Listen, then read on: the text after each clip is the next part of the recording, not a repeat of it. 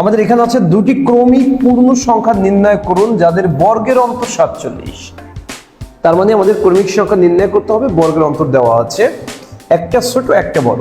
তাহলে আমরা বলছিলাম ছোট সংখ্যা কিভাবে বের করব। ছোট সংখ্যা এই যে বর্গের অন্তর আছে, অন্তর লিখব, ছোট মানি 1 বিয়োগ বড় মানি 1 যোগ 2 দিয়ে ভাগ করে দিব। তাহলে আমাদের এখানে হচ্ছে 47 থেকে 1 গেলে হয় 46, ভাগ দিলাম 2 দিয়ে 23।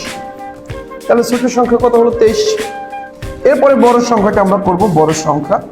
তাহলে বর্গের অন্তর 47 আছে, ওর সাথে 1 যোগ করব, ভাগ দিব 2 দিয়ে। তাহলে কত হলো 48 ভাগ 2 কত 24।